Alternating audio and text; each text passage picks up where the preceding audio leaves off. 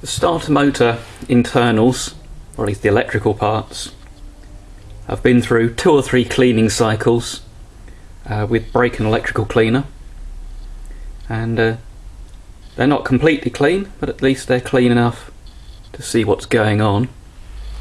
And hopefully you will be able to see the commutator surface. Quite scored, not too deep though, so I'll be able to put that on the lathe, give it a clean up cut, redo the undercuts, and that should be good to go. Now the bearing doesn't feel too bad, but it's really just false economy while I've got the motor apart not to replace the bearing. The difficulty is getting the bearing off, because there's only a little gap in there, and there's a few ways of getting the bearing off. One of them would be to grind through the outer race, pull the cage off, grind through the inner race. That's quite a lot of hard going. I don't really want to do it that way.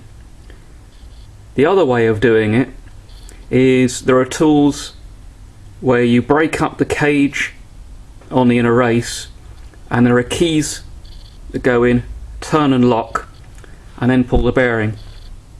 I have actually got one of those tools, but it doesn't really come down small enough to pull this bearing. So what I'm going to be making is a clamshell puller tool. The main body with coils could still do with a bit more cleaning, but it's looking a hell of a lot better. The brush gear just bolts onto the windings, which you can see have been pierced and spread to form holes. And here we have the brush gear, and the brushes weren't so much stuck as completely worn out. They're barely extending past the holders, and yet the brush springs are actually bottomed out. So I've ordered some brush springs from North Leicester Motorcycles, sorry, some brushes from North Leicester Motorcycles. Not completely sure what the situation with brushes is at the moment, whether they found some that will drop straight in, or whether the brushes that turn up will have to be cut down to fit these holders.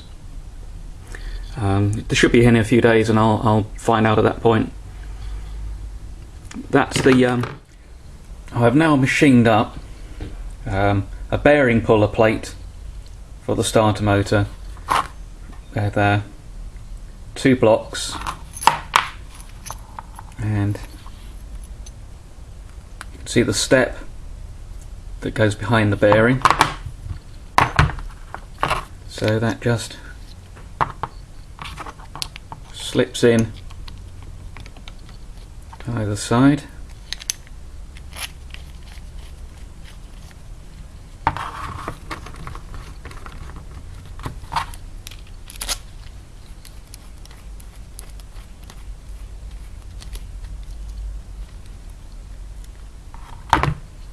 I'll just nick those up.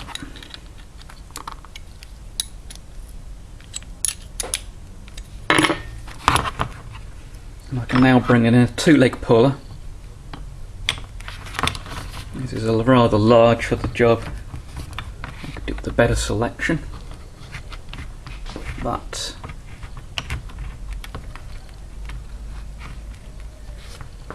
that's now nipped up.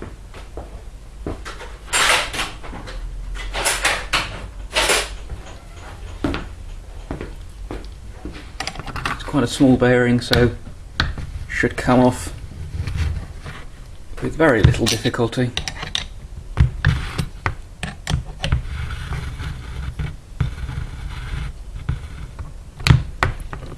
And there we go, job done. Now to strip the actual gearbox, it's probably not a bad idea to try loosening the 17mm nut holding the output sprocket on the shaft with the thing assembled, but it's still possible to do it with the gearbox separated. There's a, see if I can get the lighting on here. There's a D on the shaft at this end, which you can either get a small wrench on, or I was able to clamp it in the vise to get the nut off. You can, if you've got an old chain, you can use that as a clamp to hold it whilst you undo the nut. There's a circlip in here, and that retains the bearing and the worm, which sits in another bearing at the back of the gearbox. With the fill plug removed, you can use a drift and tap the worm and the bearing, which will come out in one piece out of the gearbox.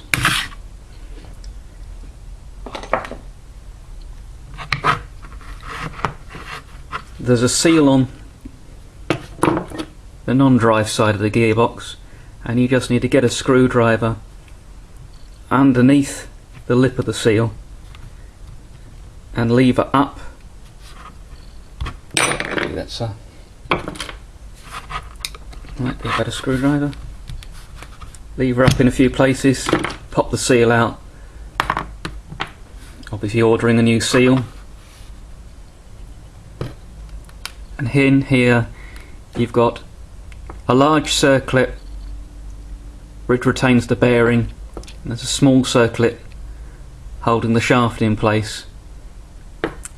And with the sprocket removed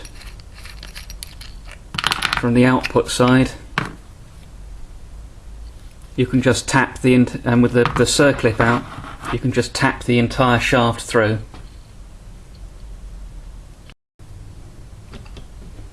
It's always worth investing in some decent circlip pliers.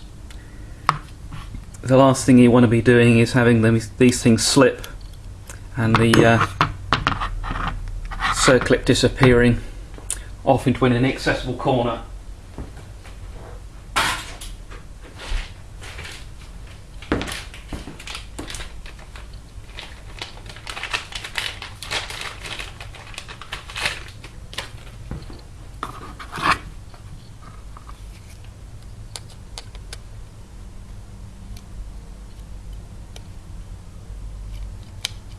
Now, sometimes you'll get a circlip like this that's stuck, that one end's freeing and the other isn't, and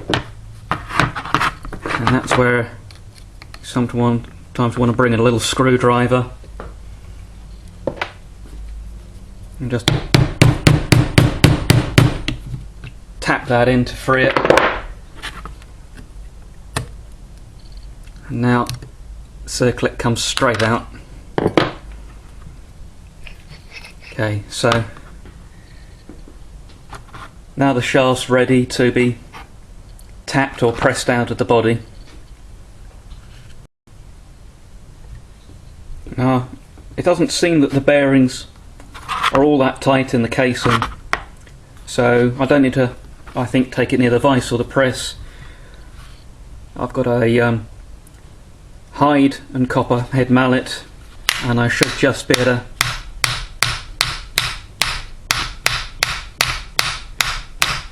tap through.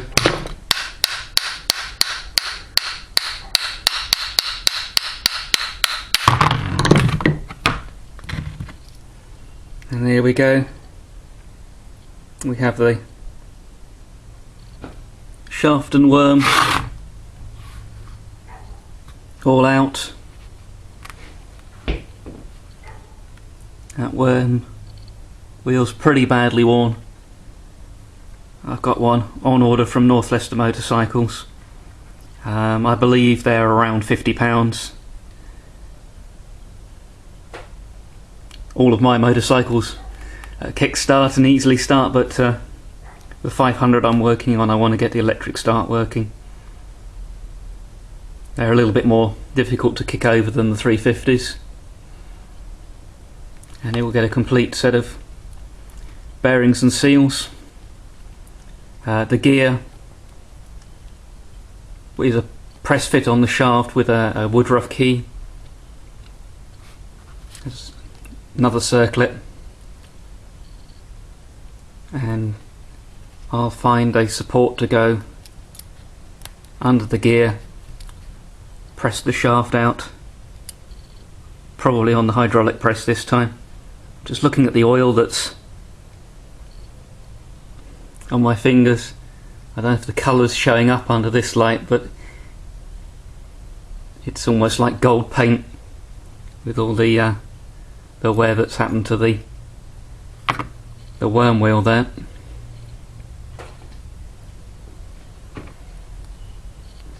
The gearbox output bearing, you can see there is a needle roller. Let's see if I can get it. Yeah, you can see the needles in there, but it's in fact a sealed needle roller bearing, which is a little bit more unusual. That there's an O-ring this side of the bearing and at the other side of the bearing. So I'll have to see whether the place I use for bearings has got those in stock or not, whether it's a special order or whether it's a case of going back to North Leicester Motorcycles again to get the correct bearing. It doesn't feel too rough, but there's a bit more play in it than I'd like. You know, it's a reasonable effort to get these things apart, so might as well try and get it fixed right.